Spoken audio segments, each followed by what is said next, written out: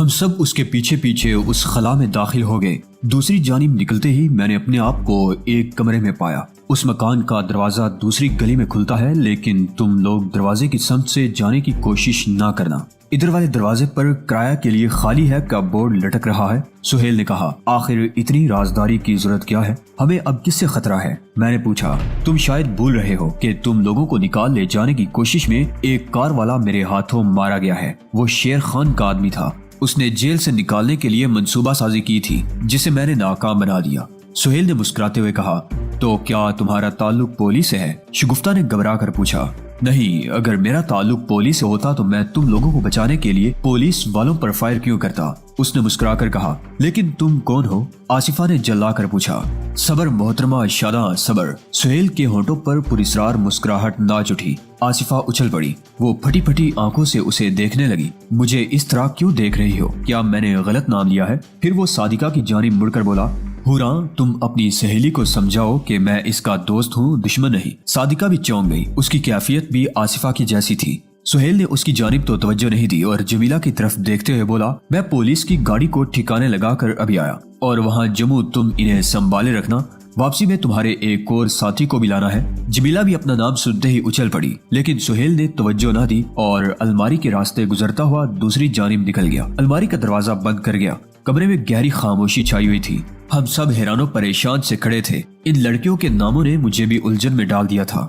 کافی دیر بعد میں نے خاموشی کو توڑا۔ آصفہ، کیا واقعی تمہارا نام شاداں ہے؟ ہاں، لیکن اسے کس نے بتایا؟ یہ نام تو میں نے 12 سال پہلے ہی چھوڑ دیا تھا، آصفہ نے پرفکر لہجے میں کہا۔ یہی بات میں سوچ رہی ہوں کہ اسے میرا نام کیسے معلوم ہو گیا۔ یہ نام تو صرف میری امی کے لیے مخصوص تھا۔ صادقہ نے عجیب سے کھوئے کھوئے لہجے میں کہا، آخر یہ ہے کون؟ ہمارے ماضی کی خبر اسے کیسے ہوئی؟ جمیلہ بھی چپ نہ رہ سکی۔ ایک بات تو بتاؤ، میں نے آصفہ سے پوچھا، کیا تمہارے امی ابو کا قتل ہوا تھا؟ ہاں، تقریباً 12 سال پہلے۔ اس وقت تم شیخو پورہ میں تھی؟ صادقہ نے جلدی سے کہا۔ آصفہ نے اسپاٹ دیوار کو دیکھتے ہوئے جواب دیا، اور اس قاتل کا 6 بچوں نے قتل کر کے بدلہ لے لیا تھا۔ شگفتہ بولی، ہاں میری جان، میری بلبل۔ کہتی ہوئی صادقہ اس سے لپٹ گئی۔ یہی کہہ کر تجھے پکارتی تھی میں، تیرے نزدیک رہ کر بھی ہم کتنے دور تھے۔ شاداں اپنی حورا کے گلے لگ لی، اب جموں کو بھی سینے سے لگا لے۔ جمیلہ نے باہیں پھیلا دی۔ شگفتہ بھی آگے بڑھ کر لپٹ گئی۔ کاش میں اب بھی اتنا سا ہی ہوتا تو میں بھی لپٹ لپٹ کر خوشی کا اظہار کرتا۔ میں نے ماحول کی سنجیدگی کو دور کرنا چاہا، لیکن شاداں، تم تو میری بیوی ہو، آؤ نا۔ میں نے ہنسانے کے لیے باہیں پھیلا دی۔ اے مسٹر نوشے بھائی، سنبھل کے۔ بچپن میں جس طرح تمہیں پیٹ کے رکھ دیتی تھی، وہی حالت کر دوں گی۔ صادقہ روتے روتے ہنس دی، اور یہ بھول گئی شاداں تجھ سے بدلہ بھی لے لیتی تھی۔ میں نے ٹکڑا لگایا، مگر یہ بات میری سمجھ میں نہیں آئی کہ سہیل کو یہ سب کیسے معلوم ہوا، وہ ہمیں کیسے پہچان گیا۔ تم خود سوچو چوراں، ہم تینوں اتنے قریب تھے، پھر بھی ایک دوسرے کو پہچان نہ سکے، اور وہ پہچان گیا۔ آصفہ نے سوچتے ہوئے کہا، اس سے بھی اہم مسئلہ یہ ہے کہ اس نے ہمیں جمع کیوں کیا؟ ان 5 ہستیوں کو جو کبھی 6 تن 1 جان کہلاتے تھے۔ میں نے اپنا خیال پیش کیا، 5 تو آ چکے ہیں، لگتا ہے 6 کو لانے گیا ہے، یقیناً وہ کمالے ہوگا۔ آصفہ نے کہا، اف، کمالے بھی اب بڑا ہو گیا ہوگا۔ صادقہ نے دخل دیا، کتنا بڑا ہوا ہوگا؟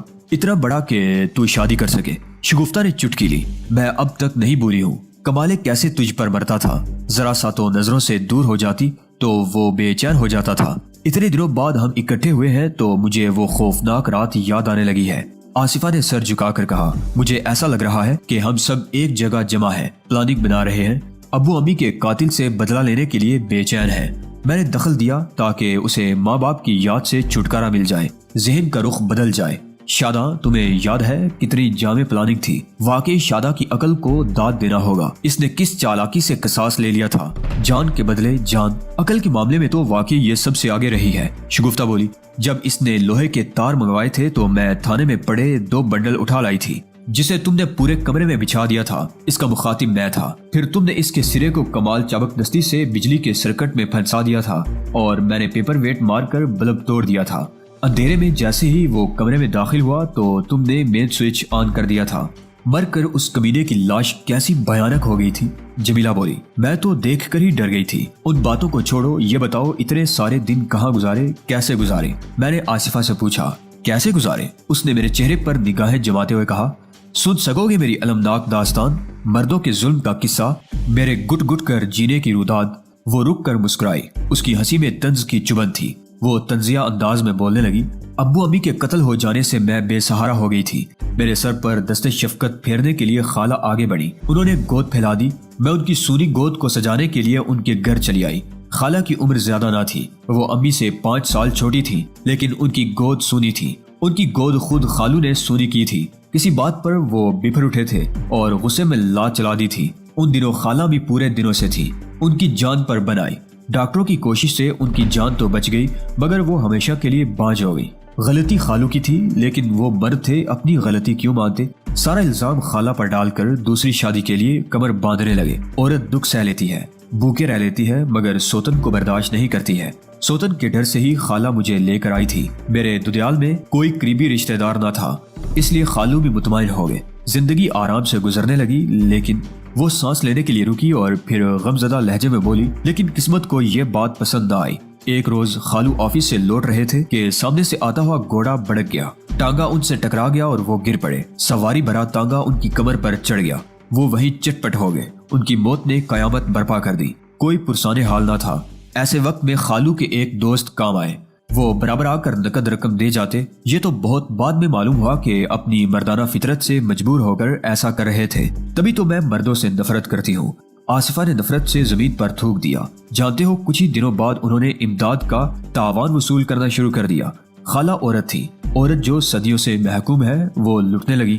لوٹنے والے ہمدردوں کی تعداد کم ہوئی تو خالہ نے نئے نئے ہمدردوں کو تلاش کرنا شروع کر دیا۔ اتنا بڑا ڈرامہ کھیلا جا رہا تھا، مگر مجھے خبر نہ تھی۔ خبر ہوئی بھی تو تب جب بات مجھ تک پہنچ گئی۔ کئی لوگوں نے مجھے مانگنا شروع کر دیا۔ تب خالہ کھلی اور انہوں نے بتایا کہ میں ہر دوسرے تیسرے اپنی نند کے ہاں جانے کا کہہ کر کہاں جاتی تھی۔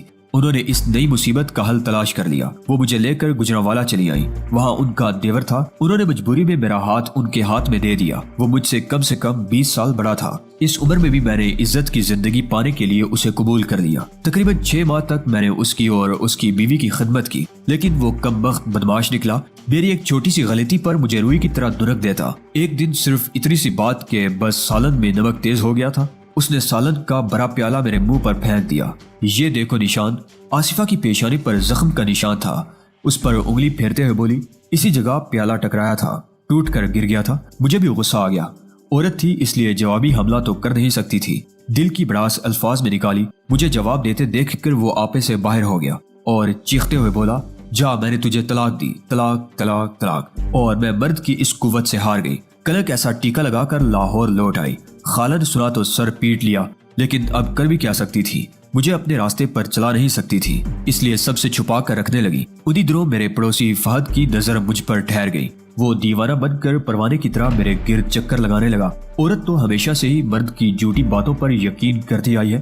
میں نے بھی اس کی محبت پر یقین کر لیا اور ایک رات خالہ کی جمع پونجی لے کر اس کے ساتھ کراچی چلی آئی۔ اس نے مجھے ایک ہوٹل میں ٹھہرایا۔ ہم ایک ہی کمرے میں رہے، لیکن میں بے وقوف نہ تھی۔ ایک غلطی کرائی تھی، دوسری کیسے کر لیتی۔ ساری رات جاگتے گزاری، اسے قریب آنے ہی نہیں دیتی۔ میرا مطالبہ تھا، پہلے نکاح کرو پھر قریب آؤ۔ 3 ہی دن میں وہ اکتا گیا، ایسا بھاگا کہ لوٹ کر نہیں آیا۔ اس رات میں نے کچھ نہ کھایا۔ بھوک مٹانے کے لیے پیسے چاہیے تھے جو میرے پاس نہ تھے۔ سوتے جاگتے رات گزری۔ صبح ہوئی، بھوک میں تیزی آ گئی۔ میں نے سوچا روم اٹینڈنٹ سے کھانا منگوا لوں، لیکن فوراً ہی سنبھل گئی۔ نوکر کو پیسہ کہاں سے دیتی؟ تبھی دروازے پر دستک ہوئی۔ میں نے سوچا فہد واپس آ گیا ہے، لیکن وہ رک گئی۔ ہم سب ہمتن گوش تھے۔ آصفہ کا یوں چپ ہو جانا گرا گزرا۔ شگفتہ نے اسے ٹوک ہی دیا، پھر کیا ہوا؟ لیکن وہ فہد نہ تھا، ہوٹل کا مینیجر تھا۔ اس نے آتے ہی بدتمیزی شروع کر دی۔ کہنے لگا، آج شام تک ہمارے واجبات ادا نہ ہوئے تو ہم تمہیں پولیس کے حوالے کر دیں گے، اور پولیس والے تمہارے ساتھ کیسا سلوک کریں گے یہ تم خود سمجھتی ہو۔ حدود آرڈیننس کا مقدمہ قائم ہوگا۔ بچنے کی صرف ایک صورت ہے کہ تم اپنے زیور بیچ کر رقم لے آؤ، یا پھر ہمارے ہاں نوکری کر لو۔ اچھا خاصا کیش مل جایا کرے گا۔ اپنی بات ختم کر کے وہ ایسا ہنسا تھا گویا اس نے مجھے بازاری سمجھ لیا ہو۔ میں نے عقل سے کام لیا اور بولی، میں اس شہر میں نہیں ہوں، اگر آپ کسی کو میرے ساتھ صرافہ مارکیٹ بھیج دیں تو مہربانی ہوگی۔ میری بات سن کر اس کا چہرہ بجھ سا گیا۔ اس نے یہی سوچا ہوگا کہ میرے پاس کچھ نہیں بچا ہوگا، فہد سب کچھ لے کر فرار ہو گیا ہوگا۔ یہ سچ بھی تھا، میرے پاس زیور کے نام پر صرف ایک انگوٹھی تھی، پھر بھی میں نے اسے مغالطے میں ڈال دیا۔ دراصل میں فرار ہونا چاہتی تھی۔ اپنے منصوبے پر عمل کرنے کے لیے میں نے اس کے نوکر کو ساتھ لے کر بازار پہنچی اور ایک دکان کے سامنے پہنچ کر بولی، مجھے بتلی سی ہو رہی ہے، ایک میٹھا پان لے آؤ۔ جب تک میں دکان والے سے معاملات طے کر رہی ہوں، وہ بیچارہ پان لینے چلا گیا۔ اس کے جاتے ہی میں سامنے والی گلی میں گھس گئی۔ دوسرے جانب بھی بڑی سڑک تھی۔ میں اندازے سے بڑھنے لگی۔ انجانے شہر، کسی سے واقفیت نہیں، بس خدا کے بھروسے پر آگے بڑھتی جا رہی تھی۔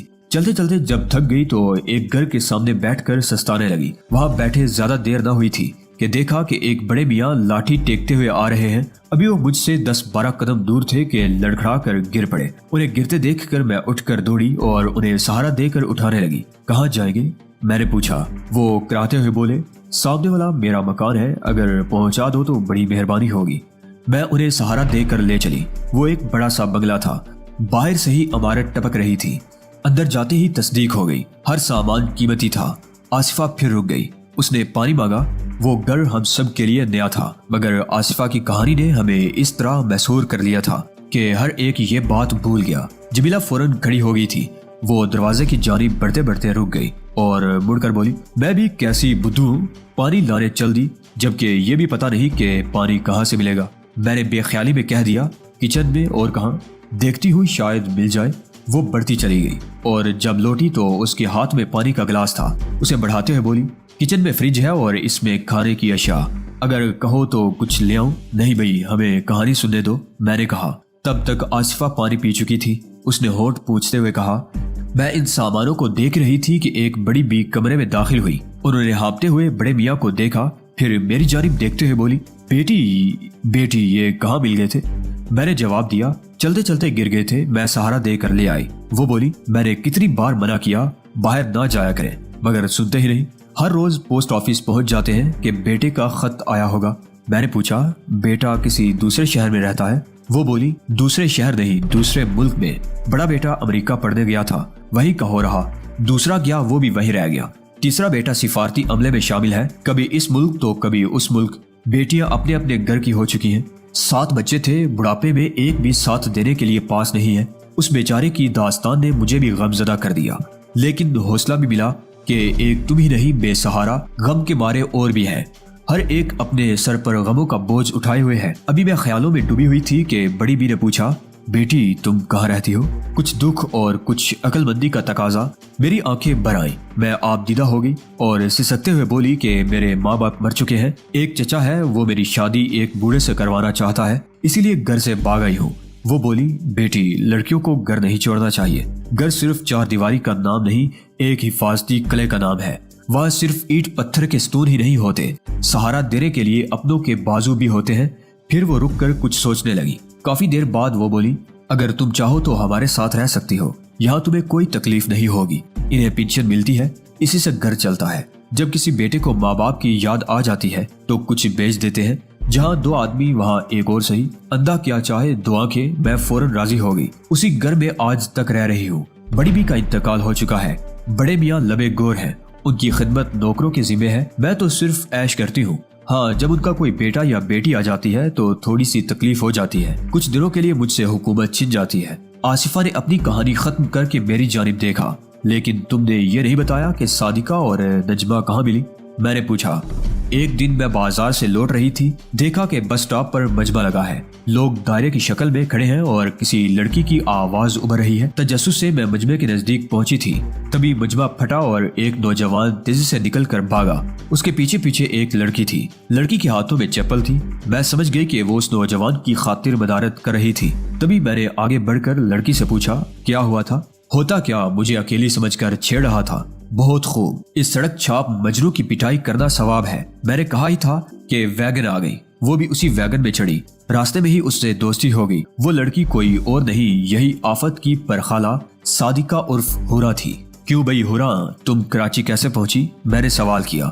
صادقہ نے ٹھنڈی سانس لی اور پھر بھرائی ہوئی آواز میں بولی، میری زندگی بھی شادہ کی طرح غم و آلام کا مجموعہ ہے، کبھی بھوکے رہے، کبھی پھٹا پہنا، مگر اف نہ کی۔ ابو نے شیخو پورا چھوڑا تھا قسمت چمکانے کی خاطر، وہ بھول گئے تھے کہ قسمت کی دیوی ہر کسی پر مہربان نہیں ہوتی، یہ تو اس کی مرضی ہے۔ صادقہ نے چھت کی جانب انگلی اٹھائی، کہ وہ چاہے خوش رکھے چاہے ناخوش، ہم تو کٹ پتلی ہے، ڈور تک اسی کے ہاتھ میں ہے۔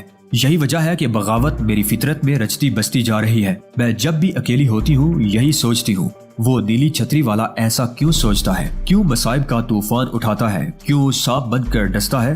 جوش و جذبات میں اس کا چہرہ سرخ ہو گیا تھا۔ عورت کو بھی اسی نے پیدا کیا، مرد کو بھی اسی نے بنایا، پھر دونوں کے حقوق میں کمی بیشی کیوں کی؟ کیوں مرد کی محکومی میں عورت کو دے دیا؟ کیوں؟ صادقہ اپنی کہانی سناتے سناتے بہکنے لگی، کفر بکنے لگی تھی۔ مجھ سے خاموش رہا نہ گیا اور بول پڑا، یہ کیوں بول رہی ہو کہ عورت کا مقام بلند تر ہے؟ عورت نے پیغمبروں کو پیدا کیا، لیکن اس میں کوئی کمی ضرور ہے جس کی وجہ سے وہ خود پیغمبر نہیں بن سکی۔ خیر اس بحث کو گولی مارو، تم اپنی کہانی سنا رہی تھی۔ ہاں تو میں بتا رہی تھی کہ میری زندگی قسم پرسی میں گزری۔ ابو کے انتقال کے بعد ایک وقت ایسا آ گیا کہ بوڑھی ماں کو بھی کئی دن فاقے کرنے پڑے۔ مجبور ہو کر میں خود نوکری کرنے نکل پڑی۔ محلے کی بہت سی لڑکیاں آس پاس کی گارمنٹ فیکٹریوں میں کام کرتی، میں نے بھی اسد گارمنٹس پرائزز میں نوکری کر لی۔ صبح 9 بجے جاتی، شام 5 بجے لوٹتی، تنخواہ معقول تھی، ہر ہفتے 600 روپے ملتے۔ زندگی کی گاڑی بحسن و خوبی چلنے لگی کہ امی کا انتقال ہو گیا، میں اکیلی ہو گئی۔ اور ایک دن وہ رک گئی اور کمرے کی سپاٹ دیوار کو یوں دیکھنے لگی جیسے وہاں فلم چل رہی ہو، گزرتے ہوئے مناظر نظر آ رہے ہوں۔ اس کی آہ ابھر آئی تھی۔ ایک دن جب میں کارخانے پہنچی تو وہاں میری سیٹ پر کوئی اور بیٹھا ہے۔ ابھی میں کچھ پوچھتی کہ برابر والی سیٹ کی رخشندہ نے کہا، تمہیں مینیجر صاحب نے اپنے کمرے میں بلایا ہے۔ میں ان کے کمرے کی جانب چل دی، بند دروازے پر دستک دی اور اندر داخل ہو گئی۔ انہوں نے مجھے دیکھتے ہی کہا، صادقہ کل سے تم اسی کمرے میں بیٹھو گی، اب تمہیں چیکنگ کے لیے کھڑے ہونے کی ضرورت نہیں، یہاں بیٹھ کر سب کا کام لکھا کرنا۔ ان کی پیشکش عمدہ تھی، مجھے خوشی ہوئی، لیکن میں حیران بھی تھی، اس لیے کہ میں صرف میٹرک پاس تھی۔ مجھ سے پہلے جو لڑکی یہ کام کرتی تھی وہ BA تھی۔ اس کی سیٹ پر بیٹھتے ہوئے مجھے عجیب سا فخر محسوس ہوا، لیکن یہ فخر شام کو ذلت محسوس ہونے لگا۔ فیکٹری میں چھٹی ہو چکی تھی، سارے کاریگر جا چکے تھے، آفس سٹاف بھی چھٹی کر چکا تھا۔ پوری عمارت میں صرف 2 افراد تھے، میں اور مینیجر۔ کام کچھ زیادہ تھا اس لیے مینیجر نے روک لیا تھا۔ کام نپٹا ہی رہی تھی کہ وہ اٹھ کر میرے پاس آ گیا۔ بیچارہ بہت جلد باز تھا، گرم گرم ہی کھانے کی کوشش کرنے لگا۔ میں ترن والا تو تھی نہیں، قلم کو چاقو کی طرح پکڑ کر اس کی آنکھوں میں گھونپ دیا۔ وہ درد کی شدت سے چیخنے چلانے لگا۔ جوش و جذبے میں اتنا بڑا قدم تو اٹھا بیٹھی، مگر اس کی تڑپ نے مجھے گھبرا دیا اور میں خوف سے کانپتی لرزتی باہر نکل آئی۔ تب تک وہ بھی کھڑا ہو چکا تھا اور آنکھوں پر ہاتھ رکھے مغلزات بکتا ہوا دوڑا۔ وہ اپنی کہانی سناتے سناتے رک گئی۔ کمرے میں بیٹھے ہر شخص کے چہرے پر تجسس تھا۔ اسے رکتے دیکھ کر جمیلہ بولی، پھر کیا ہوا؟ اس نے باہر نکلتے ہی دروازہ بند کیا اور نیچے اتر آئی۔ سیدھی اپنے گھر پہنچی، اپنا سامان باندھا اور مالک مکان کو بتائے بغیر نکل پڑی، کیونکہ مجھے مینیجر سے خطرہ تھا، وہ پولیس کے ذریعے مجھے سزا دلوا سکتا تھا۔ سیدھی اسٹیشن پہنچی اور کراچی کی ٹرین میں سوار ہو گئی۔ لاہور سے آتے وقت میرا ایک ہی آسرا تھا، میری ایک سہیلی کا آسرا۔ وہ لوگ لاہور کے تھے اور کراچی منتقل ہو گئے تھے۔ اس کے گھر پہنچنے کے تیسرے روز آصفہ یعنی شاداں سے ملاقات ہو گئی۔ میری طرح اس کی جسمانی ساخت بھی اتنی تبدیل ہو چکی تھی کہ میں اسے پہچان نہ سکی اور نہ یہ مجھ میں پرانی شباہت ڈھونڈ سکی۔ شاید اس کی وجہ یہ ہو کہ ہم میں سے کسی کو یہ احساس نہ ہو کہ جس بچپن کو شیخو پورہ میں چھوڑ آئے ہیں وہ اتنی دور کراچی آ چکا ہے۔ خیر میں نے پولیس کے ڈر سے اپنا نام بدل لیا تھا، اسے بھی اپنا نیا نام بتایا۔ یہ تو پہلے ہی دن میری معتقد ہو گئی تھی۔ جب اس نے سنا کہ میں بے سہارا ہوں تو سہارا دینے کے لیے اپنے گھر لے آئی۔ اور تم جمیلہ؟ میں نے جموں کی جانب دیکھتے ہوئے پوچھا۔ میری کہانی مختصر ہے۔ شیخو پورہ سے ابو یہی آئے تھے روزگار کی تلاش میں اور یہی کے ہو رہے۔ اتفاقاً ایک دن آصفہ سے ملاقات ہو گئی اور میں اس کی دوست بن گئی۔ لیکن تم کیسے پہنچے؟ میں جواب دینے ہی والا تھا کہ الماری والا چور دروازہ کھلا۔ وہ بھیانک چہرے والا سہیل داخل ہوا، اس کے ہاتھ میں شام کا اخبار تھا۔ اس نے ہم سب پر نظر ڈالی، پھر بولا، مبارک ہو۔ کس بات کی؟ 16 سال بعد ایک دوسرے کو پہچاننے کی۔ میرے خیال سے تم آنے سے پہلے ٹیپ ریکارڈر سن رہے تھے۔ آصفہ نے سہیل سے کہا، تم نے کیسے جانا؟ آج کل گرینڈک کے ٹیپ ریکارڈر کا استعمال آؤٹ آف ڈیٹ ہے، جبکہ تمہاری الماری کے اوپر سپول والا ریکارڈر رکھا تھا۔ میں دیکھ کر ہی سمجھ گئی تھی کہ کسی خاص مقصد کے لیے رکھا ہے، یقیناً اس کا مائک یہی کہیں پوشیدہ ہوگا۔ تمہارے دماغ کو بار بار داد دینے کا دل چاہتا ہے شاداں۔ سہیل نے آصفہ سے کہا، تعریف کے لیے شکریہ، یہ لو۔ سہیل نے شام کا اخبار بڑھایا، صبح والی خبر چھپ گئی ہے۔ آصفہ نے اخبار لے کر دیکھا، خبر کی ہیڈ لائن پر نظر پڑتے ہی چیخی، ارے کیا ہوا؟ سب ایک ساتھ اخبار پر جھک آئے۔ اور سرخی پڑتے ہی چونک پڑے۔ سہیل نے ان کی جانب سے نظریں ہٹا کر سگریٹ سلگائی۔ اس کے ہونٹوں پر مسکراہٹ تھرک آئی تھی۔ میں نے اخبار سے نگاہیں اٹھا کر اس کی جانب دیکھا، پھر بولا، کیا یہ سچ ہے؟ نامہ میرا دوست نہیں ہے، اس نے جو دیکھا وہی لکھا۔ شگفتہ نے جوش بھرے لہجے میں کہا، اس کا مطلب ہے آپ نے جو کہا تھا وہ سچ تھا؟ جیل میں میرے پاپا کی جگہ کوئی اور سزا بھگت رہا تھا۔ اخبار کی اطلاع تو یہی ہے کہ وہ کوئی اور تھا۔ اس کا پتہ تب چلا جب اسے گولی لگی۔ لاش کا معائنہ کرنے کے بعد یہ راز کھلا کہ وہ تمہارے پاپا کی طرح گورا نہیں تھا۔ گندمی رنگت کو نکھارنے کے لیے اس نے بلیچ کریم کا استعمال کیا اور سفید بالوں پر ویگ لگا کر رکھی تھی۔ اس کی کلائی پر MG لکھا تھا، جبکہ تمہارے پاپا کی کلائی پر ایسا کچھ نہیں تھا۔ اس کی شکل ملتی جلتی ضرور تھی، مگر وہ تمہارا پاپا نہیں تھا، اس لیے اس نے داڑھی رکھ لی تھی۔ سہیل نے ٹھہر ٹھہر کر کہا، اس کا ایک ہی مطلب ہے کہ آپ کی ساری بات صحیح ہے، آپ ہی سہیل انکل ہیں۔ جمیلہ نے کہا، لیکن میں آپ کی اس بکواس پر یقین نہیں کر سکتی کہ میری ممی پاپا کا قتل عثمانی انکل نے کیا تھا۔ آصفہ نے کہا، ان کا قاتل غفار تھا، جسے ہم نے موت کے گھاٹ اتار دیا۔ وجہ؟ سہیل نے پوچھا۔ انہیں میری ممی پاپا سے کیا دشمنی تھی؟ وہ تو ان کے سب سے قریبی دوست تھے۔ میں تمہارے ہر سوال کا جواب دینے کے لیے تیار ہوں، مگر تمہیں ایک وعدہ کرنا ہوگا۔ کیسا وعدہ؟ اس راز سے پردہ اٹھانے سے پہلے میں التجا کرتا ہوں کہ تم اول تا آخر خاموش رہو، کیونکہ کئی بار ایسا بھی ہوگا کہ تم جوش و جذبات میں بفر اٹھو گی، حیرت ہی نہیں غصے میں بھی۔ میں آپ کی الجھی باتوں کو سمجھ نہیں پا رہی ہوں۔ آمنہ نے سہیل کی بات کاٹی۔ تمہیں وعدہ کرنا ہوگا کہ میری ادھوری بات پر تم بڑکو گی نہیں، بلکہ آخر تک سننے کی کوشش کرو گی۔ میں وعدہ کرتی ہوں، آصفہ نے کہا۔ رابیل کی کہانی لمبی ہوتی جا رہی تھی اور مجھے گھر بھی جانا تھا۔ پھر برا بھی بار بار ہماری طرف دیکھ رہا تھا۔ اتنی دیر سے ہم ہوٹل پر قبضہ کیے بیٹھے تھے، اس لیے میں نے کہا کہ رابیل تمہاری کہانی دلچسپ بھی ہے اور پرتجسس بھی، مگر میں کیا کروں کہ مجھے گھر بھی پہنچنا ہے، اس لیے آج یہی تک، پھر کسی دن میں باقی حصہ بھی سن لوں گا۔ کوئی بات نہیں، میں آج پہلی بار اتنی تفصیل سے یہ روداد ستم سنا رہا تھا کہ آپ جیسا سامع مجھے پہلی بار ملا تھا، ورنہ تو لوگ صرف میرا مذاق اڑاتے ہیں۔ رابیل نے اٹھتے ہوئے کہا، ایسا کرتے ہیں تمہیں تمہارے گھر چھوڑ دیتا ہوں، پھر میں واپس اپنے گھر چلا جاؤں گا۔ نہیں، ایسی بھی جلدی نہیں ہے، میں چلا جاؤں گا۔ وہ ادھر ادھر دیکھتے ہوئے بولا، وہ میری بس آ رہی ہے، میں چلا جاؤں گا۔ میں وہاں سے سیدھا گھر آ گیا۔ دروازہ پار کرتے ہی میرے ذہن میں پھر وہی رات والی بات گونجنے لگی کہ ایسی کیا بات ہے کہ جس کی وجہ سے موم میری شادی فمیدہ سے کرانے پر تل گئی ہے۔ ایک بھائی سے بہن کی شادی کیسے ہو سکتی ہے؟ یہ ناممکن بات ہے، یا پھر اس سے آگے میں کچھ سوچتا کہ فمیدہ نے مجھے دیکھ لیا اور چیخی، ارے جناب آپ تھے کہاں؟ میں کب سے آپ کی منتظر بیٹھی ہوں، مجھے ایک ضروری کام سے خالہ جانے کے یہاں جانا ہے۔ ارے پاگل لڑکی، ابھی تو وہ اندر داخل بھی نہیں ہوا ہے اور تم نے شور مچانا شروع کر دیا۔ موم نے اسے ڈانٹا۔ کوئی بات نہیں، چلو میں تیار ہوں، میں نے جواب دیا، بس 2 منٹ میں کپڑے چینج کر کے آتی ہوں۔ کہتی ہوئی فمیدہ اپنے کمرے کی طرف چلی گئی۔ بیٹا چائے بناؤں، پیو گے؟ موم نے پوچھا۔ جی نہیں، میں چائے بہت کم پیتا ہوں۔ ابھی میں نے جواب دیا تھا کہ فمیدہ آ گئی۔ اس نے موم کی طرف دیکھ کر پوچھا، کیا بات ہے، آپ نہیں جائیں گی؟ مجھے کون سے کپڑے بدلنے ہیں، جو پہن رکھا ہے یہی بہت ہے۔ گویا موم بھی جانا چاہ رہی تھی، اس لیے میں سوچ میں پڑ گیا کہ ایسی کیا بات ہے جو یہ بھی اتنی جلدی دوبارہ جانا چاہ رہی ہے، مگر یہ سوچنے کا موقع نہیں تھا۔ وہ دونوں باہر نکل رہی تھی، اس لیے میں بھی ان کے ساتھ باہر آ گیا اور ان کو لے کر ڈیفینس جانے والی شاہراہ پر چل پڑا۔